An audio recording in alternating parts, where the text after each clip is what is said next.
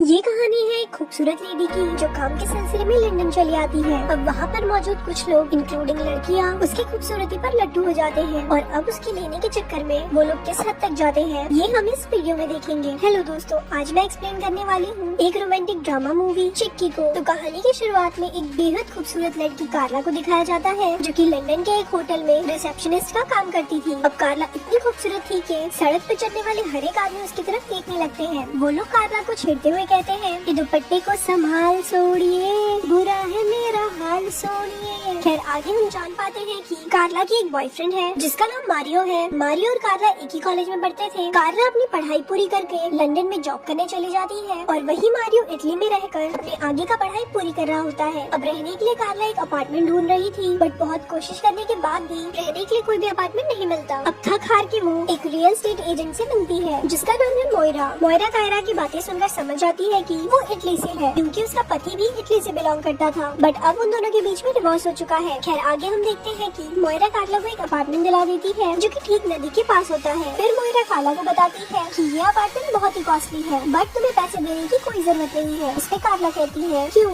दरअसल दोस्तों मोनरो लड़कों के साथ साथ लड़कियों के साथ भी गपागप करने में इंटरेस्ट रखती है और यहाँ वो कार्ला की खूबसूरती पर लड्डू हो गई थी और वो उसके साथ पलंग तोड़ना चाहती थी। और इस टाइम पर वो कार्ला से कहती है कि मुझे पैसे के बजाय तुमसे कुछ और ही चीज चाहिए। ये बोलकर वो कार्ला के साथ गपागप करने की कोशिश करती है बट इस टाइम पर कार्ला उसे रोक लेती है क्योंकि इस टाइम पर उसे ये सब कुछ लड़की के साथ करना अजीब लग रहा था। उसके बाद अगले दिन मोयरा कार्ला को अपार्टमेंट दिखाने के लिए ले जा रही थी। फिर अपार्टमेंट में पहुंचकर मोयरो फिर से कार्ला के साथ गपागप करने की कोशिश करने लग जाती है। अब इस बार कार्ला भी अपने आप को रोक नहीं पाती और वो दोनों एक दूसरे के साथ गपागप करने में लग जाते हैं। अगले सीन में हम मारियो को देखते हैं जो इटली में कार्ला के अपार्टमेंट में गया था। अब वहाँ पर उसे कुछ लव लेटर मिलता है जो कि कार्ला के एक्स बॉयफ्रेंड की थी और साथ में उसे कार्ला की कुछ गंदे फोटोज भी मिलते हैं। अब लव लेटर्स को पढ़कर मारियो बहुत ही ज्यादा गुस्सा हो जाता है। दूसरी तरफ हम कार्ला और मोयरो को देखते हैं। अब मोयरो कार्ला के साथ गपागप करने के लिए उसे बाहर ले गई थी जहाँ उसके सामने बहुत सारे कपल घूम रहे होते हैं। अब यहाँ मोयरो कार्ला के साथ गपागप करने की कोशिश करती है बट इस टाइम पर कार्ला उसे रोक देती है। उसके बाद वो वहाँ से चली जाती है। फिर घर जाकर वो मारियो को कॉल करती है और उसे जल्दी से लंदन आने को बोलती है। पर इस टाइम पर मारियो को कार्या के एक्स बॉयफ्रेंड के बारे में पता होने की वजह से वो बहुत ही गुस्से में होता है और वो कार्या से कहता है कि मैं लंदन में नहीं आने वाला। ये सुनकर कायरा को एकदम से झटका लगता है और वो समझ ही नहीं पा रही थी कि आखिर मारियो ऐसा क्यों कर रहा है। खैर आगे वो फोन रखने से पहले मारियो को अपना लंदन का एड्रेस दे देती है ताकि जब भी उसका गुस्सा ठंडा हो तब वो उसके पास चला जाए। उसके बाद मोयरा कायरा को अपने घर हाउस पार्टी में इनवाइट करती है। फिर जब वो दोनों एक साथ पार्टी में बैठे हुए थे तभी वहाँ पर मोयरा का हस्बैंड आता है। दरअसल दोस्तों मोयरा ने ये दिखाने के लिए अपने हस्बैंड को बुलाया था कि उसके बिना भी उसकी जिंदगी खुशी खुशी बीत रही है। अब उसका हस्बैंड मोयरा को छोड़कर कार्ला के साथ फ्लर्ट करने लग जाता है और मौका मिलते ही कार्ला को वो वॉशरूम में ले जाकर उसके साथ गपागप करने लग जाता है। फिर जब मोयरा को कायरा कहीं पर भी पार्टी में नहीं दिख रही थी तब वो उसे ढूंढने लग जाती है। कुछ देर बाद मोयरा को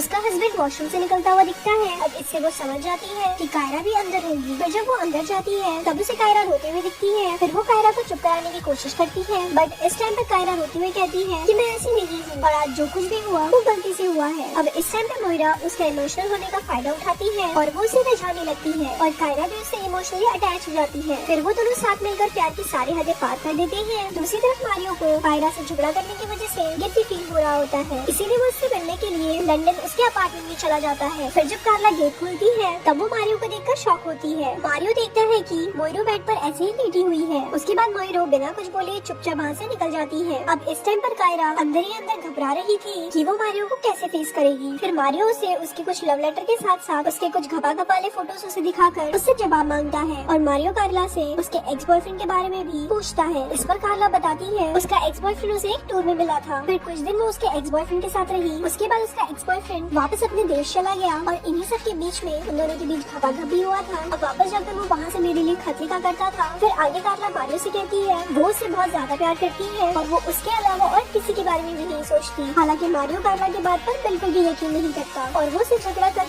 वापस इटली जाने के लिए निकल जाता है। फिर वापस जाते हुए वो एक पार्क के पास से गुजर रहा होता है जहाँ वो बहुत सारे कपल को घपाघप करते हुए देखता है। अब यहाँ पर हमें मारियो के एक डार्क सीक्रेट के बारे में पता चलता है। दरअसल मारियो कार्ला के साथ जब इटली में रहता था तब वो ऑलरेडी बहुत बार कार्ला के साथ घपाघप कर चुका होता है। अब एक रोज जब वो कार्ला की लेकर घर जा रहा होता है तब उसे कार्ला की एक पड़ोसी दिखती है जो कि ऐसे ही कपड़े प्रेस कर रही थी। अब मारियो उसे इस हाल में देखकर अपने आप पर कंट्रोल नहीं कर पाता है और वो जाकर उसके संतरे दबाने लगता है। इस टाइम पर वो लड़की भी उसे नहीं रोकती है और वो कहती है कि मेरा पति घर में नहीं है। अब इस मौके को बिना दबाते हुए मारियो तुरंत ही उसे टेबल पर लेटाकर उसकी बचाने लग जाता है। फिर कुछ टाइम पेलम पिलाई करने के बाद मारियो देखता है कि उस लड़की का हस्बैंड घर पर ही है और वो छुपकर उन दोनों को देख रहा है। अब उन दोनों को घुपाघुप करते हुए देखकर उसे भी मजा आ रहा था। अब हम प्रेजेंट मोमेंट में मारियो को देखते हैं और ठीक ऐसा ही हादसा वो उस पार्क में भी देखता है जहाँ एक आदमी छुपकर अपनी वाइफ को किसी और के साथ रोमांस करते हुए देख रहा था। अब ये सब कुछ देखकर मारियो का छोटा चेतन आंदोलन पर उतर आता है और वो सारे लफड़े झगड़े को भुला देता है क्योंकि उसका छोटा चेतन किसी न किसी के मौत के कुएं में खुदाई करना चाहता था।